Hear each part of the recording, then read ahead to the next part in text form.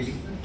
विविध भारतातल्या रनर्सशी बोलल्यानंतर ही तारीख आपण ठरवली 7 जानेवारी 2024 आणि 15 ऑगस्टपासून आजपर्यंत झालेल्या या नावनोंदणीमध्ये जवळपास 1300हून अधिक धावपटूंनी नावनोंदणी केलेली आहे आणि त्यामुळे 7 जानेवारी 2024 रोजी आपली रत्नागिरी धावनगरी होणार आहे. या 1300 पैकी जवळपास 400 ते 500 धावपटू हे कोकणाबाहेरचे आहेत. तर यामुळे साधारण मारुती मंदिरपासून मांडवीपर्यंतची जेवढी हॉटेल आहेत ही या सगळ्या रनर्समुळे हाऊसफुल झालेली आहे. कोकणामधले जे 800 ते 900 रनर्स आहेत ते सुद्धा रत्नागिरी तालुका असेल, लांजा तालुका असेल, चिपळूण, संगमेश्वर, ताजापूर, त्याचप्रमाणे गुहागर, दापोली, इथून मंडणगड, इथून सगळे रनर्स येणार आहेत. सिंधुदुर्गामधून रनर्स येणार आहेत. त्याचप्रमाणे रायगडमधून देखील चांगल्या एंट्री आपल्याला आलेल्या आहेत. अख्ख्या महाराष्ट्रातनं, अख्ख्या भारतातनं येणारे हे धावपटूंची चांगली व्यवस्था व्हावी यासाठी रत्नागिरी शहर असेल आणि आजूबाजूची जी 9 गावं आहेत त्याच्यामध्ये नाचणे असेल, कोमेंडी असेल, सोमेश्वर असेल, चिंचखरी, वेसुर्ले, कोळंबे, फणसोप, भाटे या सर्व गावातील ग्रामस्थ लगबगीने तयारीला लागलेले आहेत आणि एक अतिशय चांगला अनुभव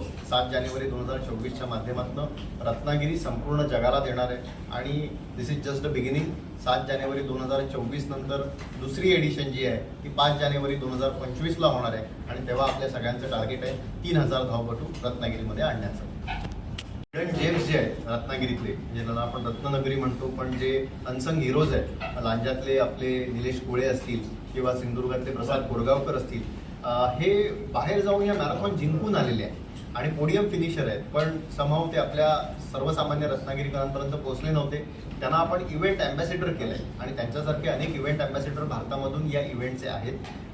हे इव्हेंट अँबॅसेडरच्या माध्यमातून ही स्पर्धा जास्तीत जास्त जणांपर्यंत आपण पोहोचवतोय आणि केवळ स्पर्धात्मक स्वरूप आपण ह्याला दिलेलं नाही आहे, तर पर्यटनाच्या अँगलनेही आपण ही स्पर्धा घेतोय.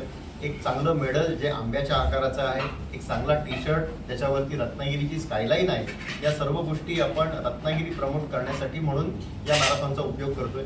त्यामुळे स्पोर्ट्स आणि टुरिझम हातात हात घालून या कोकण कोस्टल मॅरेथॉनच्या माध्यमातून सर्व जगापुढे रत्नागिरीकरांना नेणार आहेत आणि यासाठी पर्यटन संचालनालय, महाराष्ट्र राज्य, सन्माननीय पालकमंत्री रत्नागिरी जिल्हा, त्याचप्रमाणे सर्वसामान्य रत्नागिरीकर असेल, हॉटेल असोसिएशन असेल, मेडिकल रिप्रेझेंटेटिव्ह असोसिएशन असेल, रत्नागिरी जिल्हा ॲथलेटिक्स असोसिएशन असेल, या सर्वांचे एक भरीव सहकार्य या मॅरेथॉनला आहे आणि म्हणून या मॅरेथॉनला असं संबोधलं जातं कोकणवासियांनी कोकणवासियांची रत्नागिरीमध्ये जगासाठी आयोजित केलेली